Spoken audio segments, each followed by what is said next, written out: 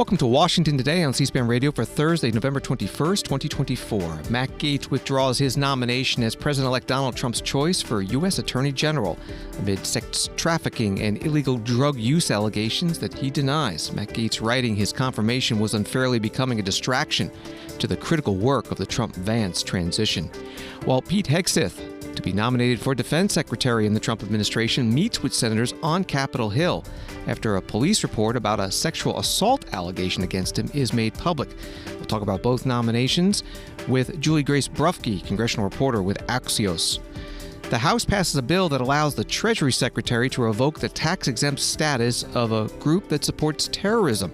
Opponents fear it could be used by a president to target his opponents. International Criminal Court issues arrest warrants for Israeli Prime Minister Benjamin Netanyahu and former Defense Minister Yoav Gallant, as well as Hamas officials accusing them of war crimes. After Ukraine accuses Russia of attacking with an ICBM, Russia says it was an experimental intermediate-range missile. The Pentagon confirms that and says it was notified before the launch. And 1 week before Thanksgiving, we get an air travel preview from the Transportation Secretary Pete Buttigieg and the heads of the FAA and TSA. Matt Gaetz writing on X. I had excellent meetings with senators yesterday. I appreciate their thoughtful feedback and the incredible support of so many. While the momentum was strong, it is clear that my confirmation was unfairly becoming a distraction to the critical work of the Trump-Vance transition. There is no time to waste on a needlessly protracted Washington scuffle. Thus, I'll be withdrawing my name from consideration to serve as Attorney General. Trump's DOJ must be in place and ready on day one. I remain fully committed to see that Donald J. Trump is the most successful president in history. I will forever be honored that President Trump nominated me to lead the Department of Justice, and I'm certain he will save America. That was the full post from Matt Gaetz.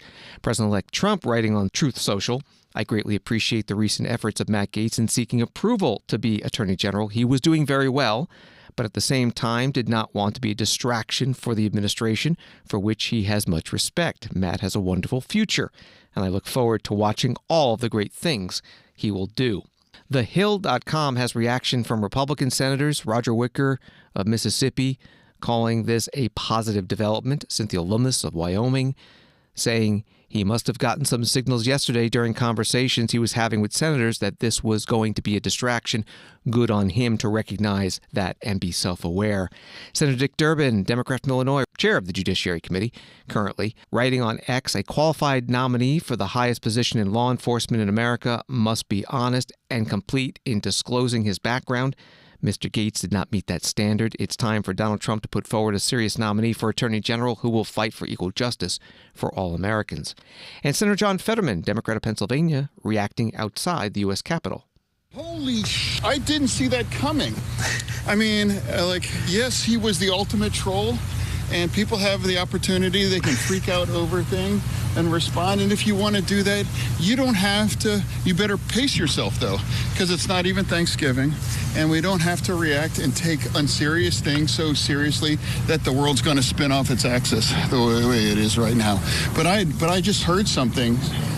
I heard that Trump is going to issue a new silver dollar to commemorate that. So I think that's going to be the next cycle. Juliegrace Brufke, Congressional Reporter with Axios, joins us now by phone. Thank you for being with us. What has been the reaction from senators to Matt Gaetz withdrawing as Attorney General nominee?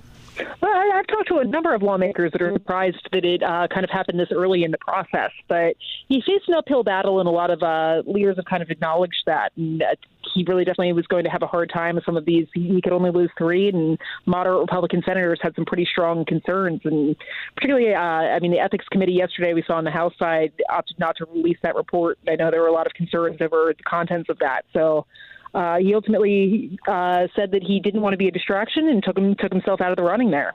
CNN is reporting that Matt Gaetz withdrew after being contacted about sources saying that previously undisclosed sexual encounter with a minor was about to be made public. Has that been part of the reporting? No, I need to check in with some sources on that front, but I know from my conversations with Matt Gaetz in the past with the ethics investigation, he's kind of shot it down as politically motivated by Kevin McCarthy. Has kind of been his line of defense there, and argued that there was no wrongdoing on his end. So I think he probably had it made it to confirmation. A confirmation hearing probably would have kind of stuck with that line of attack there. Matt Gaetz did meet with Republican senators on Wednesday. There were some statements of support, but just not enough. So from talking to people in Matt Gaetz's orbit, it felt like he was having momentum earlier in the week, and we heard some of his previous critics that he'd kind of taken aim at before, like Senator Mark Wayne Mullen, who kind of changed their tune in a positive direction. And some of these moderates really had some strong concerns about what was in his qualifications and what might be in that ethics report. So despite kind of Trump putting on a full court press there to get him over the finish line, I think he kind of acknowledged that it just wasn't going to get him there, and ultimately put out that statement saying he didn't want to be a distraction. Matt Gaetz sent a letter of resignation to Congress, and in it he said he did not intend to take the oath of office in the next Congress because he was going to be nominated for Attorney General. If he wants to return to Congress in January, can he? So there are some questions about that. Speaking to people, sources close to Gaetz, I don't think he has a ton of interest in coming back to Congress. I think he's definitely got his eyes on a gubernatorial run down the road, and I think he probably I've talked to a lot of lawmakers that feel he'll probably get some type of senior position within the administration, or maybe go to a cable news contract and keep himself relevant, and then ultimately run for that. But from my chats, I doubt that he's probably going to come back to Congress in January. We're talking with Juliegrace Brufke from AXIOS. Let's turn to President-elect Donald Trump's defense secretary nominee, Pete Hegseth. He was on Capitol Hill today meeting with senators and had this to say to reporters. We take absolutely nothing for granted, and we welcome the opportunity to talk to any senator that wants to talk to us. Did you sexually assault a woman in Monterey, California? I have, as far as the media is concerned, I'll keep this very simple.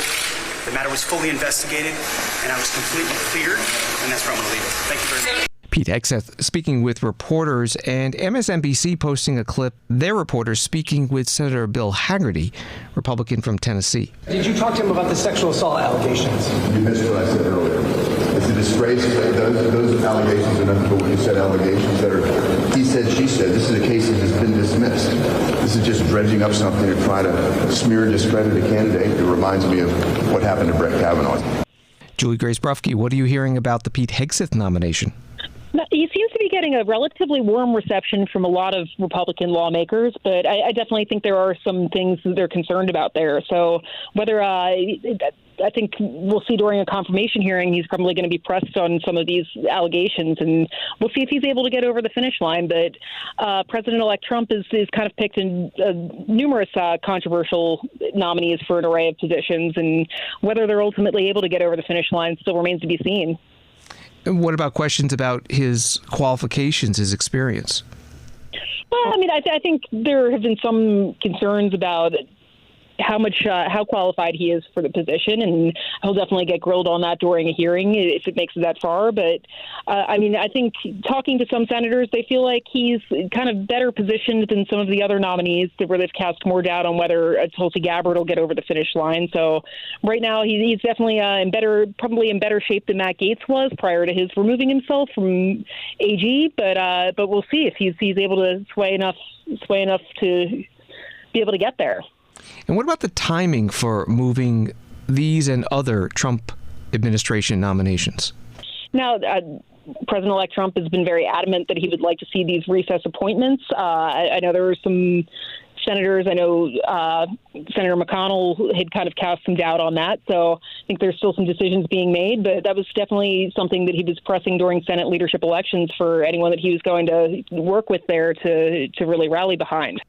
Juliegrace Brufke, Congressional Reporter with AXIOS. You can find her articles at axios.com and on X at JulieGraceB. Thank you very much. Thanks so much. And The Hill reports that House Democrats will push to release the Ethics Committee report on former Congressman Matt Gaetz, despite Gaetz' decision Thursday to withdraw his name from the running to lead the Justice Department in President-elect Trump's incoming administration.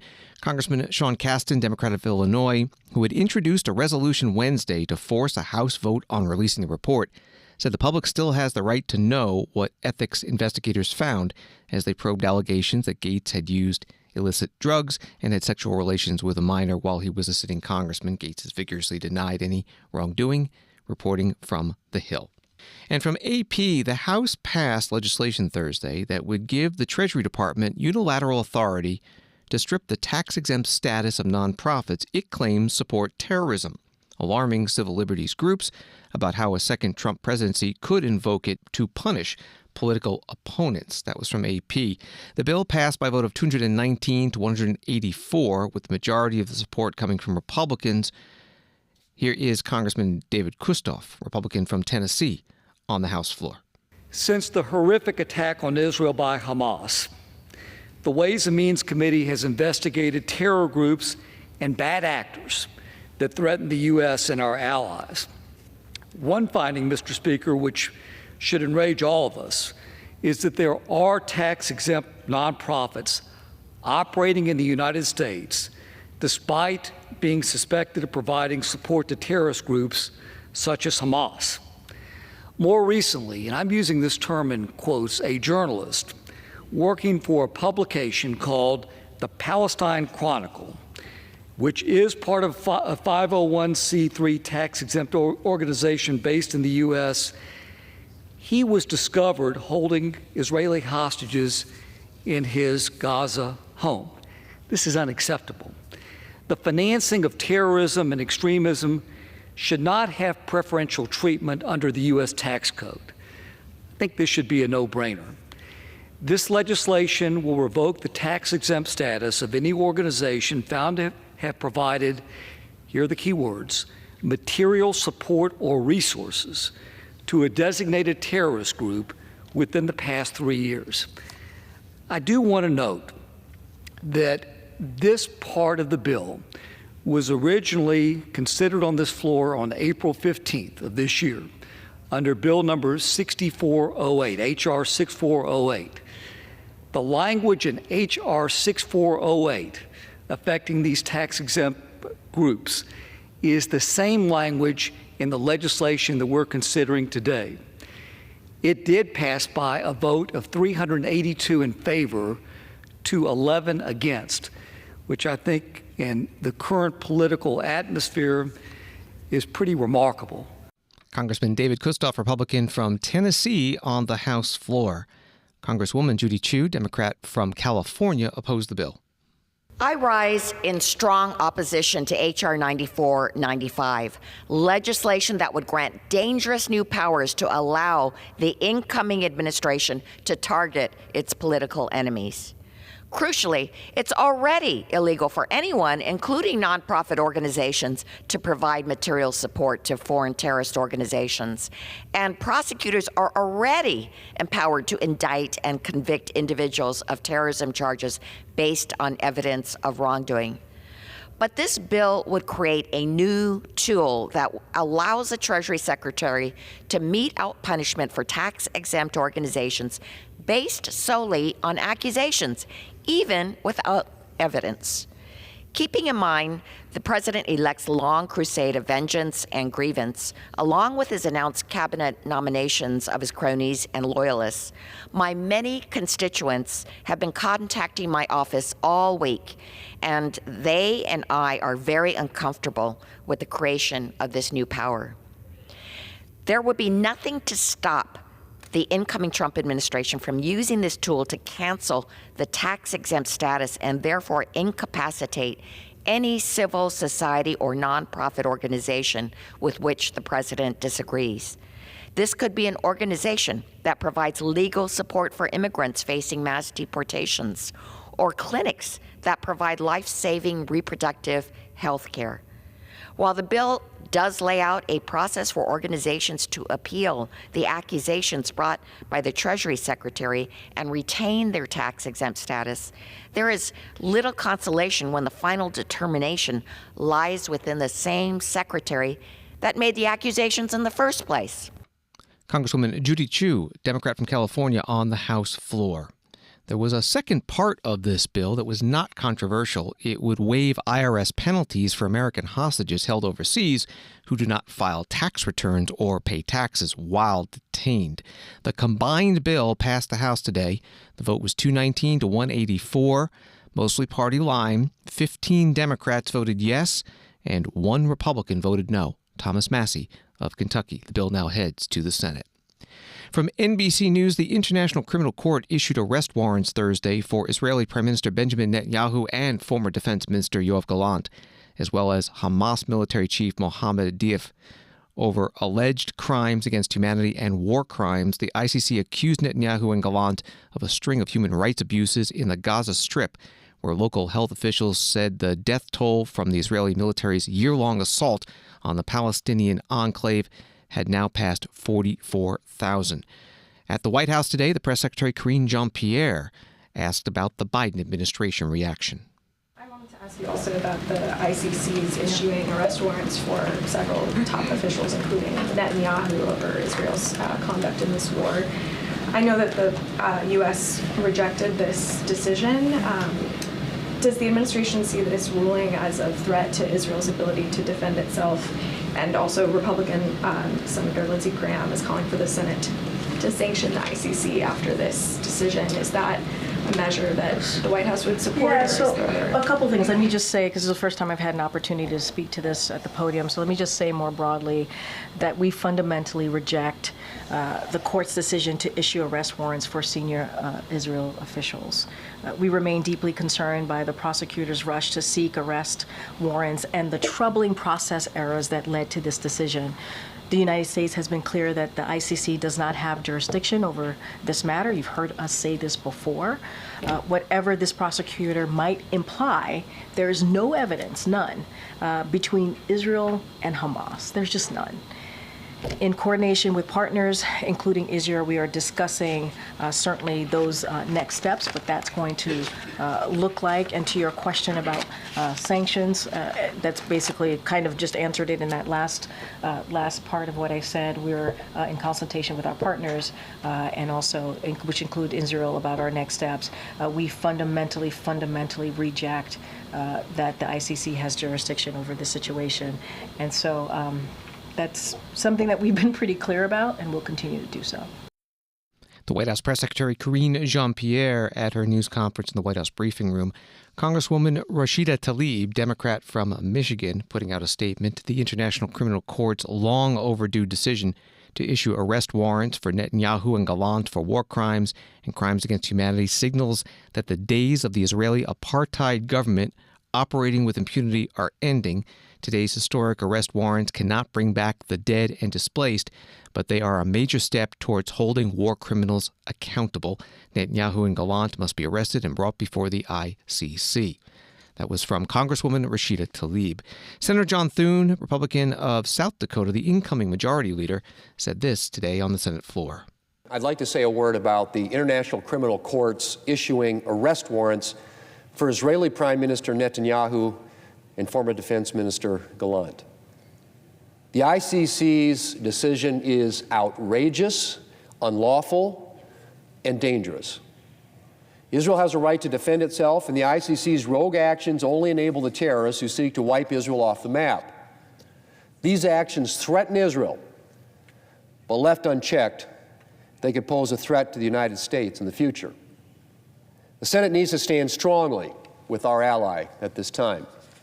I am again calling on Leader Schumer to bring a bill to the floor sanctioning the ICC, which the House has already passed with bipartisan support. Last night, the Senate sent a strong bipartisan message of support for Israel by rejecting resolutions that would have denied Israel the lethal aid that they need. Now the Democrat leader needs to bring up the ICC sanctions bill. If he chooses not to act, the new Senate Republican majority next year will. We will stand with Israel and make this bill and other supportive legislation a top priority in the next Congress. In 6 weeks, Republicans will retake the majority here. And when we do, we will make it clear that the United States stands squarely in Israel's corner. Senator John Thune, Republican from South Dakota, the current minority whip and incoming majority leader, today on the Senate floor in Washington. And Israeli Prime Minister Benjamin Netanyahu put out a video statement. The anti-Semitic decision of the International Court in The Hague is a modern Dreyfus trial, and it will end the same way. 130 years ago, the French Jewish officer Alfred Dreyfus was falsely accused of treason by a biased French court. In response to these false accusations, the great French writer Émile Zola wrote his monumental essay, J'accuse. He accused the French court of anti-Semitic lies against an innocent officer who was later exonerated of all guilt. Now an international court in The Hague, also headed by a French judge, is repeating this outrageous offense. It is falsely accusing me, the democratically elected Prime Minister of the State of Israel, and Israel's former Defense Minister, Yoav Gallant, of deliberately targeting civilians. This when we do everything in our power to avoid civilian casualties. We issue millions of text messages, phone calls, leaflets to the citizens of Gaza to get them out of harm's way, while the Hamas terrorists do everything in their power to keep them in harm's way. The Israeli Prime Minister Benjamin Netanyahu, part of his video statement responding to the ICC arrest warrants.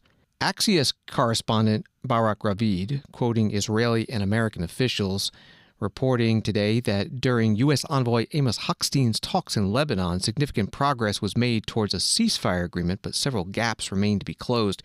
According to Israeli officials, Hochstein is expected to fly back to Washington tonight, Thursday, and no announcement on an agreement is expected before next week. The Israeli Security Cabinet, Barak Ravid noted, is expected to receive an update on the status of the talks during its meeting on Thursday evening, but as of now, no vote is anticipated.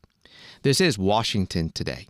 Russian President Vladimir Putin, writes AP, announced Thursday that Moscow has tested a new intermediate-range missile in a strike on Ukraine, and he warned that it could use the weapon against countries that have allowed Kyiv to use their missiles to strike Russia. The Russian strike on the central Ukrainian city of Dnipro on Thursday came in response to Ukrainian strikes on Russian soil this week that used longer-range U.S. and British missiles. Putin said during a nationwide TV address. Putin declared that Russia would issue advance warnings if it launches more strikes with such missiles against Ukraine to allow civilians to evacuate to safety, and he warned that U.S. air defense systems wouldn't be capable of intercepting Russian missiles. That was from AP. This came up during the Pentagon briefing with Deputy Press Secretary Sabrina Singh. Can you confirm it was an intermediate range missile? Second, did Russia provide advance warning? And can you give us some sort of clarity on who they call and how much advance notice did they give? And then just thirdly on this, what is the overall U.S. reaction to the missile strike and Putin's comments today that he believes Russia has the right to strike any and take action against countries that provide weapons to Ukraine? Thanks, Lita. So trying to remember some of the order of your questions. So I can confirm that Russia did launch an experimental intermediate-range ballistic missile. This IRBM was based on Russia's RS-26 Rubezh intercontinental ballistic missile model. In terms of notifications to the United States was pre-notified briefly before the launch through nuclear risk reduction channels. For more, I'd refer you to state on that. And I think your third question was on our reaction to Putin's comments. I mean, we've seen this type of, dangerous, reckless rhetoric before from President Putin. What we're focused on is continuing to support Ukraine with what it needs. Ukraine, as you know, has been successful in continuing to push back against Russian aggression. We just rolled out another $275 million package yesterday. You're going to see more packages continue in the weeks and months ahead left of this administration. So that's what we're really focused on. Of course, we're going to take seriously the rhetoric coming out of Russia, but our focus remains on arming Ukraine and supporting Ukraine what it needs the most on the battlefield. And as a reminder, as this reckless rhetoric continues, Putin can choose to end this war today. He can choose to withdraw Russian forces and end this and end, his war of aggression and his war of choice. So we're going to continue to focus on what Ukraine needs on the battlefield. Pentagon Deputy Press Secretary Sabrina Singh at a news conference at the Pentagon. Congressman Michael McCaul, Republican of Texas, chairs the Foreign Affairs Committee. He spoke today about the war in Ukraine at the Atlantic Council in Washington. He was asked about the Biden administration giving the okay to Ukraine this week to use U.S. long-range weapons to hit inside Russia. There have been some critics, including from the Republican Party, who claim that this provision of this authority to the Ukrainians is going to make it harder for President Trump to succeed, or incoming President Trump to succeed with his peace initiative. Any thoughts on that? I disagree. Explain why, please. Maybe I'm in the minority in my party now. I don't know. I always ask the question, what would Reagan do? To my Republican colleagues, what would Ronald Reagan do? The guy that brought down the Soviet Union, and now we have these pro-Putin, Russian-loving people. I don't understand it. I think just the contrary. Because the ATACMS can be used, the better leverage at the table Ukraine will have in the negotiating process. Without the ATACMS, they wouldn't have that position of leverage. Better late than never. I wish it was sooner. But if you look at the real leadership in the House on national security, it is the three national security committees. So the chairman of the House Intelligence Committee, Mike Turner, agrees with me, and the chairman of the Armed Services Committee, Mike Rogers. They call us the three Mikes. And then we have Mike Johnson, the speaker. So I remember talking to Mike Johnson the eve before he made his heroic decision to move forward with Ukraine aid. And I said, at the end of the day, it's not your district. It's not even the United States. It's the world that your decision will impact. And I said, Mr. Speaker, you want to be on the right side of history. And that's what I appealed. History will judge us at this moment in time. And what side of history do you want to be judged on? And I truly believe that we're on the right side.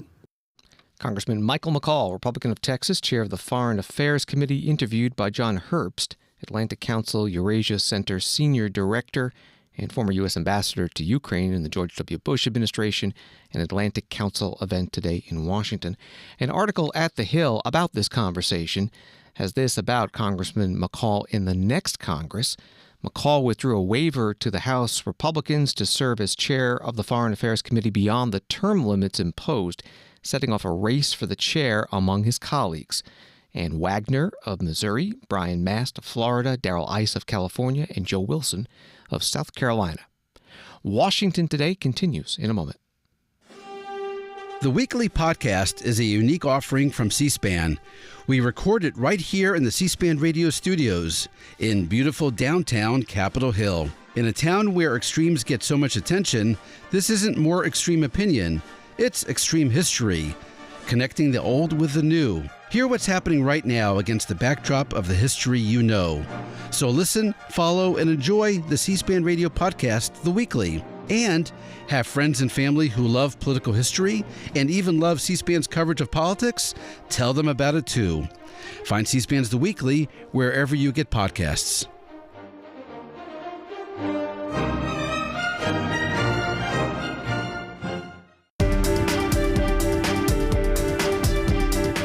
Welcome back to Washington Today, available as a podcast on the free C-SPAN Now mobile app and wherever you listen to podcasts. From United Press International, Transportation Secretary Pete Buttigieg Thursday said that the TSA is expecting potentially record-breaking Thanksgiving travel. He and FAA and TSA officials said steps have been taken to improve travel on the busiest days. AAA projects 79.9 million travelers will go 50 miles or more from home during the Thanksgiving holiday. That's an increase of 1.7 million people from 2023, reporting from UPI.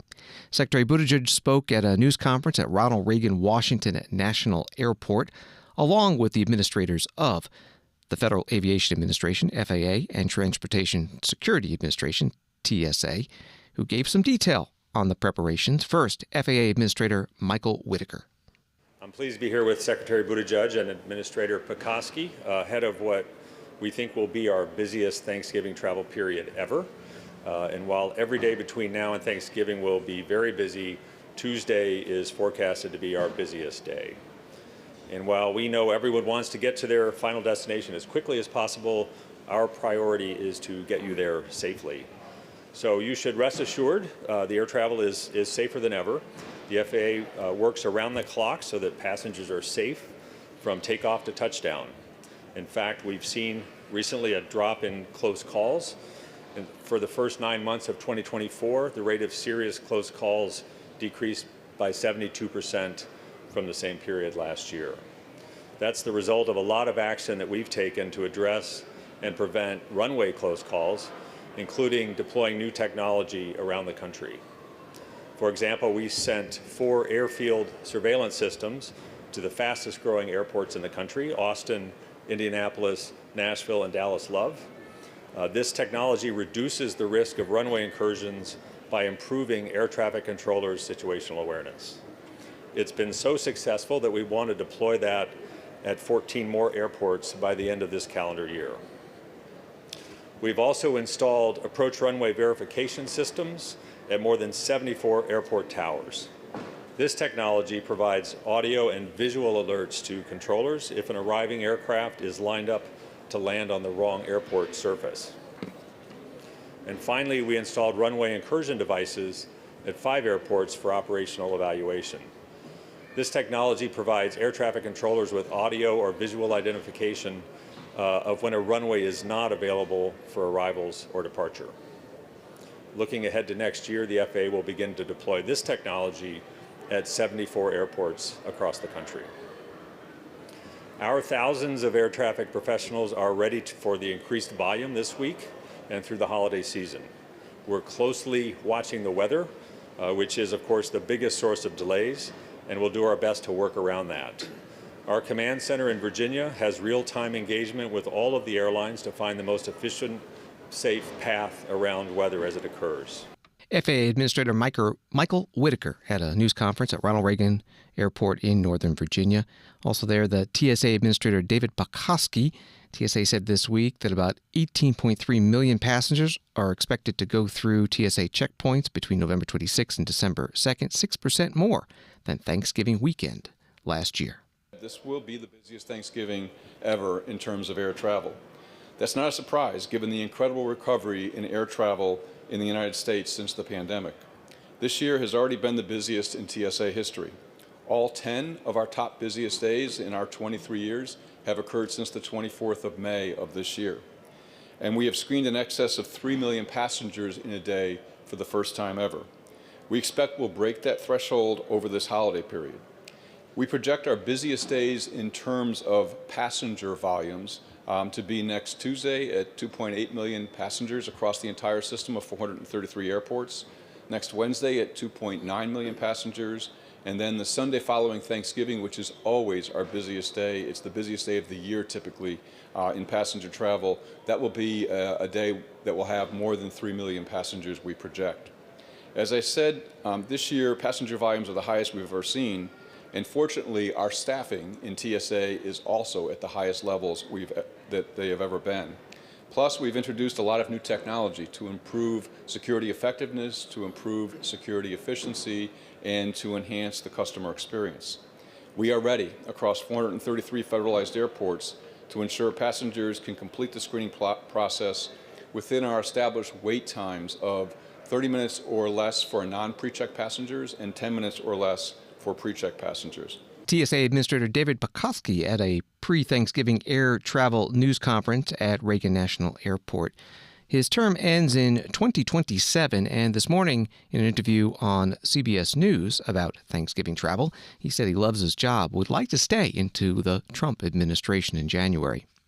Also at the Reagan Airport News Conference, Transportation Secretary Pete Buttigieg, who an AP article says snapped back at criticism from airline executives who say the Biden administration overregulated them, pointing out that some of those airlines are making large profits despite new passenger protection rules. Buttigieg said the rules his department has imposed, including automatic cash refunds after flights are canceled, enjoy broad public support and will stand the test of time. The comment came after the CEOs of Delta Airlines and Southwest Airlines said they hope the government will be more pro-business when President-elect Trump returns to office. That was from AP. After Secretary Buttigieg also said that he has spoken with President-elect Donald Trump's pick for the next transportation secretary, former Republican Congressman of Wisconsin, Sean Duffy. A reporter asked whether he urged Duffy to not roll back the passenger protection rules. Secretary, I don't want to speculate on what the next administration will do. You mentioned having a conversation with Mr. Duffy, but I'm wondering if you made any appeals to him to keep those passenger protections in place or advance them. I mean, is there anything that you were like, you must say this, you must believe this? There's only one secretary and one administration at a time, and the next administration will act as it sees fit. I will emphasize that so much of what we do is or ought to be among the most bipartisan or nonpartisan realms of domestic policy. I think that's true in the infrastructure we're building around the country. I think it's true in our safety and operations agenda. And I think it's true with the rulemakings. Now, different people may view it differently. But again, in terms of the public response to our expansion of airline passenger rights, it has been overwhelmingly positive. And I do think that's an indication that measures like continuing to protect passengers can enjoy broad bipartisan support. You know, one thing I might have mentioned also in the context of Delta is I have always believed that it can only help the aviation sector to have strong passenger protections. And I would note that some of these companies have been showing very healthy profits, even at this new and higher level of consumer protection, demonstrating to me that those things can travel together. Transportation Secretary Pete Buttigieg at the Ronald Reagan Washington National Airport News Conference on Thanksgiving holiday travel. Story from Politico. Securities and Exchange Commission Chair Gary Gensler, who pursued a sweeping and controversial agenda as Wall Street's chief overseer over the last 3+ years, plans to step down on January 20th, the agency said Thursday. His departure will clear the way for President-elect Donald Trump to install his yet-to-be-named pick to lead the top U.S. financial markets regulator. Reporting from Politico. Wall Street today, the Dow up 461, NASDAQ up 6, S&P up 31.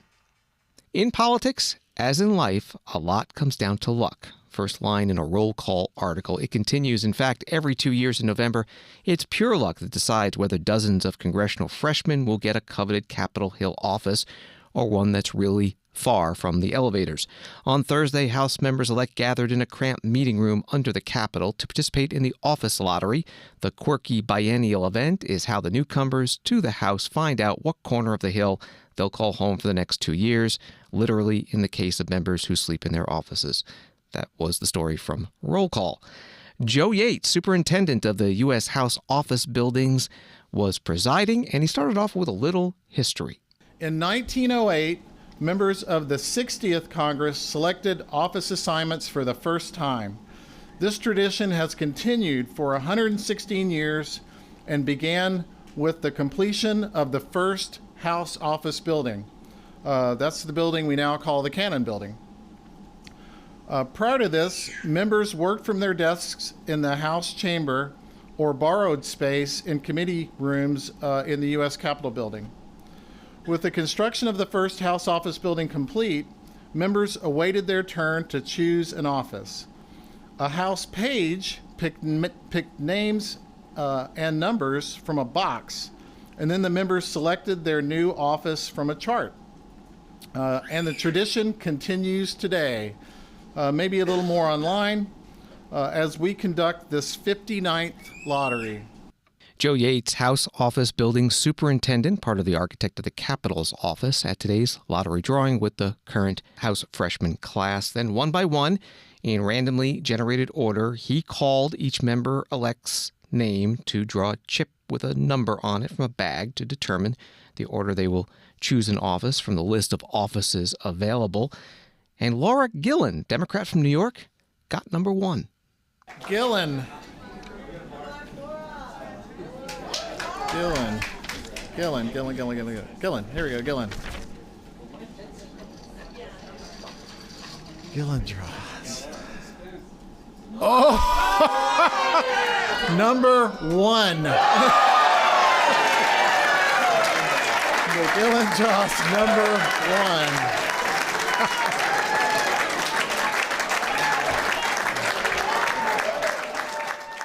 At today's U.S. House freshman class office lottery.